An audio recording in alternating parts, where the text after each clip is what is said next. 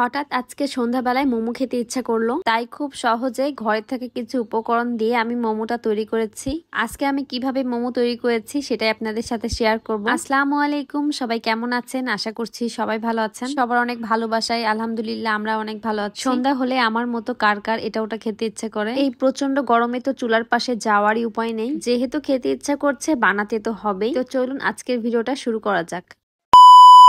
তো আজকে তৈরি করব চিকেন মোমো। সবাইকে আমার নতুন একটা ভিডিওতে অনেক ভালোবাসা এবং ওয়েলকাম জানাচ্ছি। তো এখানে মোমো তৈরি করার জন্য আমি পেঁয়াজ, মরিচ, চিকেন এবং গাজর কুচি করে নিয়েছি। অনেকে আছে মোমোর যে ফিলিংটা থাকে সেটা কুক না করে মোমো তৈরি করে এবং এটাই আসল মোমো তৈরি করার নিয়ম। কিন্তু আমি যখনই মোমো তৈরি করি ভেতরের ফিলিংটা একটু রান্না করে নেওয়ার চেষ্টা করি। একটু খেয়াল করলে দেখতে পাবেন মোমোর রেসিপি কিন্তু আমার পেজে আছে। আমি অনেক আগে একটা মোমো রেসিপি দিয়েছিলাম পেজে। তো রান্নার শুরুতে একটা প্যান নিয়ে নিয়েছি আর এখানে একটু সয়াবিন তেলের মধ্যে আমি পেঁয়াজ, মরিচ এবং গাজরটা হালকা ভেজে নিব। মোমো খেতে তো আমার অনেক বেশি ভালো লাগে। মোমো অনেক ধরনের হয়, ভেজিটেবল মোমো হয়, চিকেন মোমো হয়। তো এখানে আমি একটা ভেজিটেবল ইউজ করেছি। শুধু চিকেন দেওয়ার থেকে সামান্য একটু গাজর কুচি দিলে কিন্তু টেস্টটা অনেক বেশি ভালো হয়। তো এখানে আমি দিয়ে দিলাম সামান্য পরিমাণ লবণ দিয়ে আমি আরো একটু ভেজে নিব। তারপরে ঢাকনা দিয়ে দিব একটু সিদ্ধ হওয়ার জন্য, কারণ গাজরটা একটু শক্ত থাকে। আমার মতো কে কে আছো যার সন্ধ্যাবেলায় খুব খিদে পায় এবং পছন্দের খাবারগুলো নিজে ঘরে তৈরি করতে পারলে তো আর কোনো কথাই নেই। তো এখানে আমি একটু সময় নিয়ে গাজরটা বেশ ভালোভাবে ভেজে নিলাম। তারপর এখানে দিয়ে দিব হাফ চামচ পরিমাণ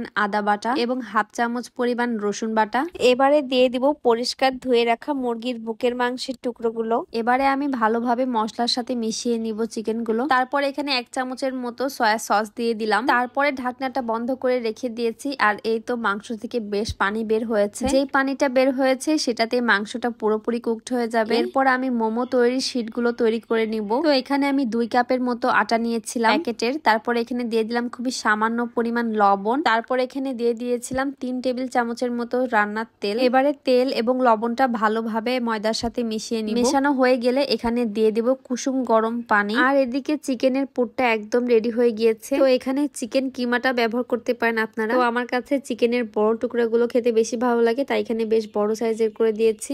ম্যাক্সিমাম মোমো তৈরি করার সময় কিন্তু এই পুরটা একদমই এরকম রেডি করে নেয় না। চিকেনের পুরটা একদম কাঁচা অবস্থায় এটা মোমোর মধ্যে দিয়ে স্টিম করে। মোমো তৈরির পুরটা এখানে একদম রেডি হয়ে গিয়েছে। এখানে একটা বাটিতে ঢেলে নিব। এদিকে মোমো তৈরি করার যে ময়দাটা তৈরি করছিলাম সেটাও একদম রেডি হয়ে গিয়েছে। এটা আমি কিছুক্ষণের জন্য রেস্ট রেখে দিয়েছিলাম। এবারে আমি এক এক করে মোমো গুলো তৈরি করব। বেশ অনেকদিন আগেই মোমো তৈরি করেছিলাম। মোমো তৈরি করার কথা তো আমি ভুলে গিয়েছি কিভাবে তৈরি করব। তো প্রথমে এখানে মেখে রাখা আটাগুলো আমি অল্প অল্প করে ছোট ছোট করে টুকরো করে নিচ্ছিলাম। যেহেতু মোমো গুলো খুব ছোট ছোট হয় তাই এখানে আমি বেশ অল্প অল্প করে ময়দা নিয়ে আমি ছোট্ট ছোট্ট রুটি তৈরি করে নিচ্ছিলাম। এই ছোট্ট রুটিগুলো তৈরি করতে একটু অসুবিধা হচ্ছিল, তাই একটু আটা নিয়ে নিচ্ছিলাম উপর দিয়ে। কুসুম গরম পানি দিয়ে এই ময়দাটা তৈরি করার ফলে এটা বলতে খুবই সুবিধা হচ্ছিল। এই তো আমার একটা পিচকি রুটি হয়ে গিয়েছে। এবার আমি এর উপর দিয়ে মোমোর ফিলিং দিয়ে দিব। ঘরে তৈরি যে কোনো খাবার নিজের ইচ্ছা মতো তৈরি করা যায়। তারপরে এই তো আমি এইরকম ভাবে মোমো শেপ গুলো দিয়ে নিচ্ছিলাম। আমার কাছে এই শেপটা অনেক বেশি ইজি মনে হয়। তো এই মোমো শেপটা কার কার ভালো লাগে? আমার কাছে তো বেশ ভালো লাগে আর খুব সহজে এটা হয়ে গেল।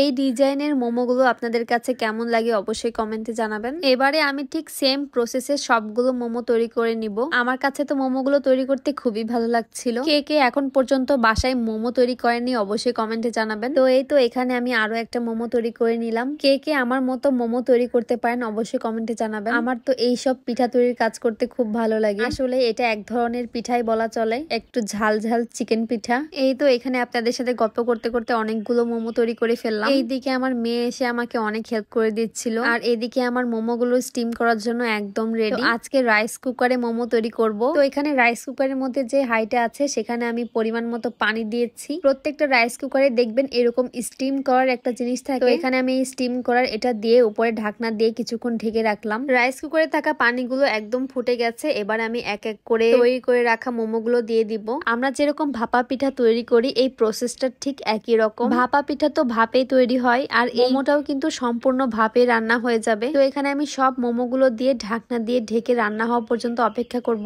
মোমোটা সবসময় চিলি অয়েল দিয়ে পরিবেশন করে। তো আজকে প্রথমবারের মতো এই চিলি অয়েলটা বাড়িতেই তৈরি করব। প্রথমে একটা কড়াইতে তেল গরম করতে দিয়েছি। এরপরে এখানে দিয়ে দেব 1 চামচ পরিমাণ সাদা তিল এবং 1 চামচ পরিমাণ ভাজা চিলি ফ্লেক্স। আপনারা চাইলে এর সাথে শুকনো মরিচের গুঁড়োটাও অ্যাড করতে পারেন। তারপরে এখানে দিয়ে দিব একদম গরম সয়াবিন তেল, যে কোনো গন্ধবিহীন তেলই এখানে ব্যবহার করা যাবে। তারপরে এখানে দিয়ে দিব 1 চামচের মতো সয়া সস। তো এই চিলি অয়েলটা আজকে প্রথমবারের মতো ইউটিউব দেখে তৈরি করলাম। আমার সবসময় টমেটো সস দিয়ে এই মোমোটা খেতে বেশ ভালো লাগে। আর এইদিকে আমার মোমোটা একদম তৈরি হয়ে গিয়েছে। কালারটা দেখে বুঝতে পারছেন এটা কত সুন্দরভাবে স্টিম হয়েছে। মোমোগুলো খাওয়ার জন্য কিন্তু একদম রেডি। তো কোনো ঝামেলা ছাড়াই রাইস কুকারে আপনারা এইভাবে মোমো তৈরি করে নিতে পারেন। আমি এক এক করে সব মোমোগুলো নামিয়ে নিয়েছি। আর এইখানে টমেটো সস, চিলি অয়েল আর হোয়াইট কালারের একটা সস ছিল, এটা ইউএসএ থেকে নিয়ে আসা। এটার নামটা আমার ঠিক মনে নেই। এবারে এই মোমোটা টেস্ট করার পালা। তো প্রথমে আমি চিলি অয়েল দিয়ে 1 কামড় খেয়ে দেখলাম। সত্যি বলতে চিলি অয়েল দিয়ে মোমোটা খেতে অনেক মজা লাগছিল। তারপরে এখানে আমি টমেটো সস দিয়ে মোমো খাচ্ছিলাম। আজকের মোমো রেসিপিটা আপনাদের কাছে কেমন লেগেছে অবশ্যই কমেন্টে জানাবেন। শুধুমাত্র শখ থেকে আমার ভিডিও তৈরি করার ইচ্ছা জাগে। ভিডিওটি ভালো লাগলে অবশ্যই লাইক, কমেন্ট এবং শেয়ার করে দিবেন। যারা যারা এতক্ষণ আমার ভিডিওটা দেখছেন তাদেরকে অসংখ্য ধন্যবাদ এবং কৃতজ্ঞতা জানাচ্ছি। আজকে এখানেই বিদায় নিচ্ছি মোমো খেতে খেতে। আবার দেখা হয়ে যাবে নেক্সট কোনো ভিডিও নিয়ে। সেই পর্যন্ত সবাই সাথেই থাকবেন। আল্লাহ হাফেজ। আসসালামু আলাইকুম।